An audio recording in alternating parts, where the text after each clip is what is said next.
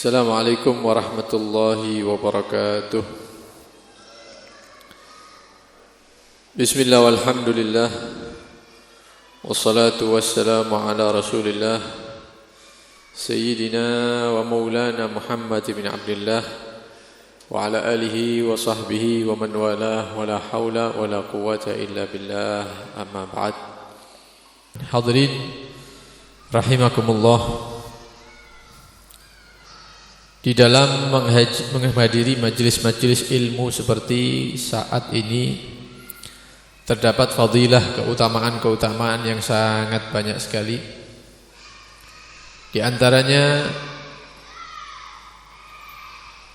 yang dikatakan oleh Sayyidina Ali bin Abi Thalib karramallahu wajhah. Beliau pernah mengatakan, al-ilmu khairun minal mal. Ilmu yang kita dapatkan dengan belajar, dengan menghadiri majelis-majelis ilmu, khairun minal mal, itu nilainya lebih baik daripada harta yang kita dapatkan. Oleh ilmu itu lebih bagus daripada oleh duit, oleh harta begitu ya, dapat harta. Bagaimana bisa orang mendapatkan ilmu itu lebih baik daripada mendapatkan harta? Beliau mengatakan, al-ilmu yahrusuka wa anta tahrusul mal. Yang pertama, orang kalau dapat ilmu, maka ilmu tersebut akan menjaga dia. Orang kalau mendapatkan ilmu, maka ilmu tadi akan menjaga dia. Ilmu menjaga orangnya.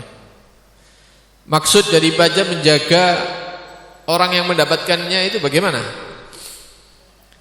Kita mengetahui kewajiban perintah-perintah Allah Subhanahu wa taala dengan ilmu, maka ilmu tersebut menjaga kita jangan sampai kita meninggalkan yang wajib. Dulu misalnya sholatnya masih kadang sholat, kadang enggak ya. Apalagi sholat subuh, sholat isya. Tambah lama, tambah umur, tambah ngerti ilmu, maka dia dijaga oleh ilmu. Dijaga supaya tidak meninggalkan kewajiban.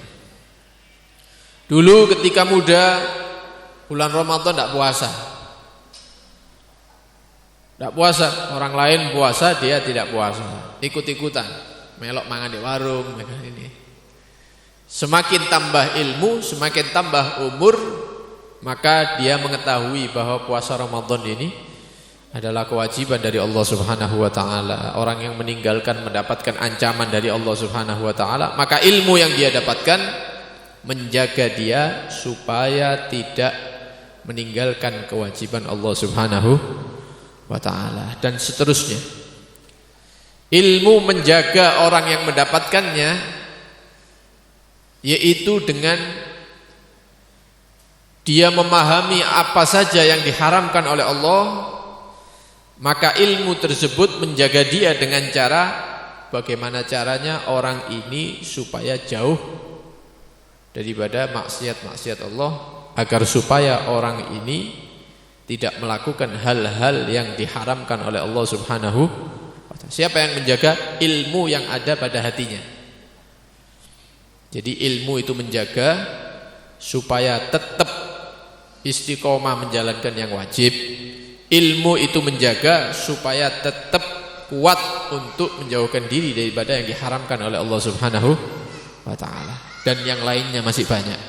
Dijaga supaya menjalankan sunnah-sunnahnya Nabi begitu, dan seterusnya. Jadi Sayyidina Ali bin Abi Thalib mengatakan, al-ilmu khairun minal mal. Ilmu itu lebih baik daripada mendapatkan harta. Kenapa? Karena pertama, ilmu itu menjaga orang yang mendapatkannya.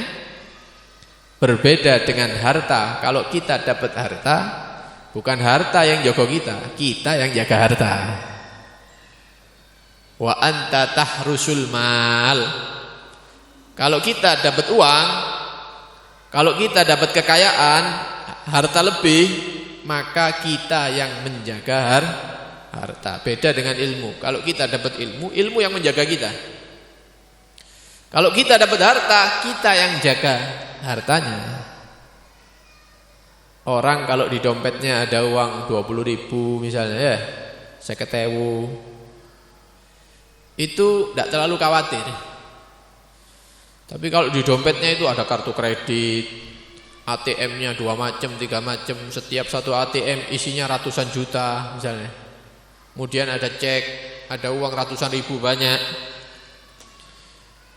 Kira-kira sing khawatir ini yang tadi yang pertama itu 2.000.000 itu, atau yang kedua ini? Ya jelas yang kedua, karena dia memiliki harta. Ya melaku didik tolak-toleh. Wedi di meleke wong ya, dituti, butik terminal, di bandara, ya. Belum lagi di tasnya isinya duit, isinya surat-surat misalnya penting. Paham ya? Khawatir dia. Kenapa? Dia harus menjaga harta. Di rumah juga seperti itu. Wong lek de omahe ada sepeda motor harga misalnya 10 juta. Ya, ndak duwe motor, ndak punya mobil dia. Wis sepeda motor tok. Di dalam rumah tidak ada apa-apa, paling TV, perhiasan seadanya buat istrinya. Tenang. Ya, kadang omahe lali ndak digembok. Sampai subuh tangi, lali kata gembok. Tapi tidak terjadi apa-apa. Tapi kalau orang yang mendapatkan harta, ada mobil yang baru, sepeda motornya 2, di dalam ada perhiasan banyak, nyimpen uang, ya nyimpen dolar. Wah, ini pasang CCTV ya. Kenapa? Harus menjaga hartanya. Kalau orang yang biasa, tidak perlu CCTV, prei. Ya. Kaya posisi TV ndak ono apa-apa ning omahe. Tapi kalau orang yang diberikan harta oleh Allah Subhanahu wa taala, maka dia harus menjaga hartanya. Berbeda dengan orang yang diberikan ilmu oleh Allah Subhanahu wa taala, ndak usah bingung, ndak usah jogo, ndak usah apa-apa. Ilmu yang akan menjaga dia.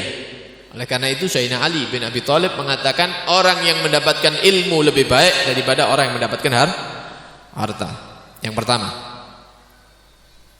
Yang kedua, al-ilmu yasku 'alal infaq wal malu tunkisuhu an-nafaqah. Ilmu itu kata beliau, jika diajarkan kepada manusia, punya ilmu, belajar, nyantri, kadang sampai luar negeri misalnya, kemudian dia mengajarkan, ngajar di madrasah, ngajar di pondok pesantren, buat acara misalnya di rumahnya, membagikan ilmu keliling masjid, musola. Ilmu itu kalau dibagi-bagikan, maka ilmu itu semakin mantap, semakin nambah. Semakin nambah. Orangnya semakin pinter si ngajar itu. Kenapa? Sebelum ngajar harus persiapan dulu. Baca ini, baca itu. 2 kitab dibuka, 3 kitab dibuka. Besok gitu lagi. Tambah alim. Yang mengajarkan ilmu, yang membagi-bagikan ilmu semakin pinter, ilmunya semakin banyak. Wal malu tunkisuhun nafaqah. Berbeda dengan harta, ya kayak bayar listrik, mari bayar banyu, lonjoy bojo, sangune anak, bayar sekolah dan seterusnya, nambah? Enggak, kurang sing iya. Saldonya tadi sekian, kok saiki bareng kabeh pengeluaran ini ya. Sing daftar sekolah sekian juta, ya harus bayar ini sekian. Harta itu kalau dikeluarkan untuk bayar ini, bayar itu, biaya ini, biaya itu berkurang. Padahal nyarinya sulit. Tapi kalau ilmu, ya ilmu dibagi-bagikan, tambah mantap ilmunya, tambah luas ilmunya. Karena itu al-ilmu khairun minal mal. Orang mendapatkan ilmu itu lebih baik daripada mendapatkan harta. Ilmu dibagi-bagikan tambah luas, harta dikeluarkan tambah berkurang. Tambah berkurang. Pemenang lek wonge medit ya. Kalau orangnya pelit, tambah. Mari ngetokno duit itu biasanya greges biasanya. Loro. Kenapa? Karena pelit orangnya, medit. Ya ndoleke soro, ya moro-moro masjid teko njok sumbangan. Waduh ngeluh. Kayak lek iso pindah tempat sing ndak ora masjid misalnya. Nah, khususnya orang-orang yang kikir. Kemudian kata Sayyidina Ali bin Abi Thalib, al-ilmu hakimun wal malu mahkumun alaih. Ilmu itu bagaikan hakim yang menentukan. Jadi kalau orang punya ilmu itu bisa menentukan. Ini sing halal, iki halal. Iki haram ndak oleh. Ilmu itu menentukan. Ya. Ini boleh tidak dilakukan? Ini bagaimana? Oh yang ini boleh, yang ini jangan misalnya. Oh ini boleh dimakan, ini tidak boleh. Ini boleh diminum, ini tidak boleh karena memabukkan misalnya. Dengan ilmu itu menghukumi. Ilmu itu menghukumi. Apa hukumnya jual beli seperti ini? Oh boleh, lanjut. Kalau jual beli seperti ini, oh tidak boleh, ini riba ini namanya. Ada riba, unsur riba, haram ini, maka tidak boleh. Jadi yang menentukan itu adalah ilmu. Berbeda dengan harta itu yang dihukumi. Kalau ilmu menghukum, kalau harta itu yang dihukumi. Harta ini apa hukumnya? Nah, berarti kena hukum ini ya. Oh ini harta yang halal, oh ini harta yang haram. Ilmu itu dihukumi, ilmu itu menghukum, harta yang dihukumi. Beda antara yang memberikan hukum dan yang terkena hukum. Tentunya lebih mulia yang memberikan hukum ilmu. Karena itu Sayyidina Ali bin Abi Thalib mengatakan mendapatkan ilmu itu lebih baik daripada mendapatkan harta. Lah kita kumpul di sini, tujuan kita adalah untuk mendapatkan ilmu yang dikatakan oleh Sayyidina Ali bin Abi Thalib, ilmu itu lebih baik daripada harta. Ada satu kisah. Ada seseorang yang biasa hadir di majelisnya seorang ulama. Ulama ini adalah penyusun Rotib Haddad. Ya, Al-Imam Abdullah bin Alawi Al-Haddad. Ono santri ini biasa teko pengajian mingguan begitu. Suatu hari santri ini datang kepada gurunya. Dia menyatakan, wahai guru, kenapa rezeki saya itu kok akhir-akhir ini kok rodok ruwet ya? Ya tidak seperti dulu. Dulu itu enteng, dapat uang itu gampang, dimudahkan sama Allah. Maka gurunya tanya, bagaimana kabar majlis ilmu yang biasa Anda hadiri? Bagaimana kabar majlis ilmu yang kamu hadiri? Kata gurunya. Katanya dia, ya kemarin saya tidak hadir. Ya kemarin tidak hadir. Sebelumnya pernah juga tidak hadir. Maka kata gurunya, kalau kamu kepingin rizkinya lancar, rizkinya mudah, satu yang rutin hadir majelis ilmu, yang kedua kalau bisa ilmunya diingat-ingat atau dicatat. Kata muridnya, oh begitu ya, iya coba diamalkan. Diamalno. Pas wayai majelis dia bawa buku sama pena, lunggu. Ini penyusun rotib ini menjelaskan dia nyatet. Di wayang ngaji maneh teko maneh, nyatet maneh, terus rutin. Setelah jalan 1 bulan, 2 bulan, ditanya sama gurunya, fulan, panggil. Bagaimana kabarnya? Katanya dia, alhamdulillah, setelah saya rutin hadir majelis ilmu, saya ingat-ingat itu ilmu yang disampaikan, rezeki saya kembali lancar. Rezekinya kembali lancar, gampang, seperti dulu ketika dia rutin hadir majelis. Berarti kita hadir majelis-majelis ilmu yang seperti ini, kita dapat dua. Dapat ilmu yang dikatakan lebih baik daripada harta. Yang kedua, juga menjadi penyebab rezeki kita dimudahkan, dilancarkan oleh Allah Subhanahu wa taala. Lek sampean kepingin urusan kerjaane lancar, ndak atik ruwet-ruwet ya, sing ngene sik harus iki. Ndak dadi-dadi akhirnya. Seharusnya sudah mendapatkan keberuntungan, akhirnya ndak mari-mari. Ya. Ngeluh ngenteni kabar. Ya apa iki? Karena kabare hadir majelis. Sing rutin hadir majelis. Insyaallah setiap pekerjaan yang antum niati semuanya akan berhasil nanti. Buka iki jadi, buka itu jadi, urusan ini jadi, makelaran jadi. Kenapa? Rutin hadir majelis. Tapi lek wis dadi, ya aja prei. Engko wis berhasil prei majelis ya. Wis mari wis cukup duwike wis akeh. Prei ndak majelis-majelisan ya. Dirutini terus, dirutini terus majelisnya. Kemudian jadi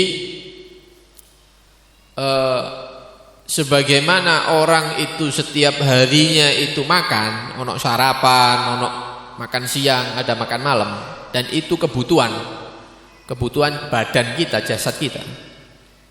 Ojo sampai telat nek mangan. Ono sing kenek mah. Ada yang darah rendah, macam-macam wis. Telat setengah jam, sak jam wis mulai ngeluh dah sih. Mumet kabeh. Jangan sampai terlambat kalau sudah jamnya makan. Nah, hati kita ini butuh makanan. Hati kita ini butuh makanan. Berarti makanan itu ada dua. Ada makanan zahir, ada makanan batin. Makanan zahir yang kita makan itu pecel itu ya. Tempe, ya mendol. Ya yang kita makan sehari-hari itu makanan zahir. Ada makanan batin. Makanan batin itu mendengarkan hikmah-hikmah, mendengarkan ilmu-ilmu yang bermanfaat. Itu makanan buat hati supaya hatinya sehat, tidak menjadi hati yang mati. Karena itu sebagian orang-orang soleh lewat pas kumpul, ya seminggu sekali kumpul, 2 kali, 3 kali, jadi siji kumpul orang-orang soleh itu. Yang paling tua itu yang memimpin begitu ya, menjelaskan ilmu. Loh iki tua-tua iki wis pinter-pinter, tapi masih belajar orang-orang soleh itu. Kiai-kiai dulu itu walaupun wis pinter, ilmunya sudah bagus, tapi kalau ada majelis guru-gurunya sik teko, sik ngumpul, padahal wis ngajar itu orangnya. Nah kita ini tidak ada ilmunya, majelisnya di sebelah rumah, kadang-kadang tidak hadir. Karena itu beda antara para ulama, orang-orang yang berilmu dengan orang-orang yang tidak memahami ilmu. Mereka itu semakin tahu ilmu, semakin haus ilmu begitu. Para ulama kita, para kiai kita, para habaib kita, walaupun wis pinter, belajar 10 tahun wisan, itu masih haus ilmu. Jadi kalau gurunya buka majelis, itu pengajar-pengajar itu yang sudah punya pondok, yang sudah punya madrasah itu masih datang ngaji mana saya. Lah kadang-kadang orang yang tidak pernah ngaji, pengajiannya di sebelah rumahnya tidak mau hadir. Nah, ini kan aneh ya. Seharusnya orang-orang alim itu wis cukup. Ini tidak tetap teko, saya tidak tahu ngaji malah tidak gelem ngaji. Nah itu orang-orang soleh itu kalau sudah menghadiri majelis, belajar kitab, ya mari ngono kitabnya ditutup buyar, mereka membaca doa. Apa doanya? Alhamdulillahilladzi at'amani hadza wa razaqanihi min ghairi haulin minni wala quwwah. Nah ini kan dongane wong mari mangan iki ya. Kita habis makan ada doanya. Alhamdulillahilladzi ya at'amani hadza wa razaqanihi min ghairi haulin minni wala quwwah. Mari mangan disunnahkan baca doa itu. Ya, segala puji bagi Allah yang telah memberikan saya makanan ini, memberikan rizki ini tanpa ada daya dan upaya dari diri saya. Itu kan rezeki dari Allah ya. Kalau bukan dari rezeki Allah tidak mungkin nyampe ke dalam perut. Sampai mangisuk mangan apa misalnya? Tempe, tahu, iwak misalnya ya. Apapun yang kita makan, kalau kita mau usaha sendiri tidak mungkin tutup. Nanem kedele dhewe, mari ngono diproses dhewe ya. Diolah sendiri sampai tadi tempe. Kira-kira pirang dino ya? Ya, naneme dan seterusnya. Belum lagi ikan laut. Laute di endi sampai di endi. Kalau misalnya ada orang kepingin makan ikan harus ke laut dulu. Ya, insya Allah wis wanian mangan saono ya ketimbang dolek nang laut ya. Tapi bagaimana Allah memberikan itu, menulis itu sebagai rezeki kita, maka yang di tengah laut itu bisa di atas meja kita. Kono dijaring di kono, mari kono ditimbang nang pasar pindah, ya, mari kono nang meracangan, mari kono bojone sampean tuku, iso nyampe omah. Padahal ikan ini kemarin di tengah laut. Nah itu rezeki yang diberikan oleh Allah tanpa ada daya dan upaya dari kita. Itu murni pemberian Allah sudah. Kita bersyukur, alhamdulillahilladzi at'amani hadza wa razaqanihi min ghairi haulin minni wala quwwah. Itu doa setelah makan. Lah itu dibaca sama orang-orang dulu ketika sudah selesai kitabnya. Mari ngaji, tutup donga. Alhamdulillahilladzi at'amani hadza wa razaqanihi min ghairi. Kenapa? Warak mereka itu kalau ngaji kitab. Seperti kenyangnya kalau kita makan pecel. Ya, lah disuguhi makan. Oh iya mangan. Ya. Mari ngono pindah omah. Disuguhi bakso. Mangan maneh. Ya. Oh bakso enteng ya. Mari ngono pindah maneh disuguhi lumpia. Mangan maneh entek loro. Lek mangan cepet. Tapi kalau hadir majelis mikir sih, ya hadir apa ndak ya? Dipikir suwe sampai buyar majelisnya. Lek mangan bisa 2 kali, 3 kali. Lah orang dulu itu kebalikannya. Setelah hadir di masjid, dengar ono pengajian mana sebelah teko aneh. Sebagaimana kita diundang makan 2 kali, 3 kali. Karena itu mereka doanya setelah selesai ngaji, doanya seperti doanya makan. Karena orang dulu itu kalau hadir majelis ilmu itu menikmati. Dengarkan ilmu itu menikmati. Nah, dan masih banyak fadilah yang dijelaskan oleh para ulama berkaitan dengan orang yang ngaji ilmu, yang hadir majelis-majelis seperti ini. Jadi sangat menguntungkan sekali bagi orang-orang yang istiqamah menghadiri majelis-majelis ilmu. Mudah-mudahan kita semua diberikan istiqamah oleh Allah Subhanahu wa taala. Amin Allahumma amin. Dan perlu diketahui bahwa ketika seseorang itu tidak menguasai ilmu, maka apa yang dia lakukan itu lebih banyak kesalahannya ketimbang yang benar. Akeh salahnya kalau tidak punya ilmu itu. Oleh karena itu Sayyidina Umar ibn al-Khattab ketika beliau menjadi Amirul Mukminin, beliau pernah mengatakan, la yabi' fi suqina wa la yashtari man lam yatafaqqah. Orang yang tidak pernah ngaji dilarang jual beli di pasar kita. Peraturan ini sing ngomong presiden ini ya. Beliau mengumpulkan orang, kemudian menyatakan barang siapa yang tidak punya ilmu jangan jual beli di pasar kita. Ya, akhirnya sebagian kan bertanya-tanya, kenapa kok tidak boleh? Ya, apa ada yang salah atau bagaimana? Maka beliau mengatakan fa inna man lam yatafaqqah, karena orang yang tidak punya ilmu, dasar ilmu, dia akan melakukan jual beli yang diharamkan dan dia tidak tahu kalau itu haram. Kenapa? Tidak ngaji, tidak punya ilmu. Golek wis seru, oh sing tak lakoni iku keliru ta. Lho, ngaji yo sik baru dodolan. Sebelum terjun tanya dulu. Ustadz, saya punya usaha ini. Menurut pandangan syariat halal apa enggak? Oh halal. Alhamdulillah. Buka gitu. Wis gak wis dak takok wis kok haram akhirnya. Wani ndak ero ae. Ya ini. Diakal-akali ya, agama diakal-akali. Sebelum terjun tanya dulu, tahu dulu ilmunya, baru lanjut begitu dibuka. Jangan buka dulu wis mlaku setahun baru takok. Nanti akhirnya tambah kesulitan. Dan dikisahkan pernah ada orang yang masuk ke satu daerah, bukan daerahnya dia. Kemudian didelok rupane wonge jenggoten ngono ya.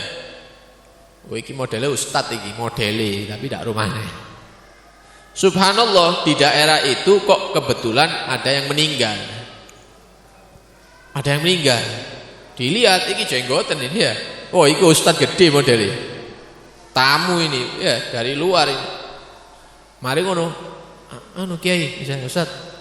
Ini ada yang meninggal. Pikir, kok salaman kabeh. Ya. Mbok ini wong Pasuruan apa ndak ini? Karena yang saya dengar kalau orang Pasuruan ini kalau keluar kota dikira ustaz kabeh memang. Dikongkon pimpin tahlil, ya macam-macam ya. Modele wong Pasuruan ini. Ada yang meninggal ustaz. Saya minta tolong supaya panjenengan yang mandikan mayitnya. Wah, ini wong ndak berilmu, ndak ngerti. Oh gitu ya. Oh ya, bisa. Tapi satu syaratnya. Apa syaratnya? Jangan ada yang membantu saya. Lah sing bantu keweron akhirnya ya. Ero lek ndak ngaji. Oh begitu Ustaz, ditangani sendiri. Saya tangani sendiri. Masya Allah, biasanya itu dibantu. Hebat ini ya. Ini tingkat tinggi nih Ustaz. Oh wis ditinggal ambil wong-wong. Ya, orang-orang yang lain kumpul di tempat lain ya, biar jenazahnya sama saya nanti saya urus. Oh wis ditinggal. Mari ngono bingung wong jenggot ini. Ya opo iki ngedusi ya opo ndak tahu ero, ndak tahu delok. Akhire tola-tole sepi digendong om. Dibawa ke sungai. Wong ijen ya opo? Dibawa ke sungai, ndak ada orang.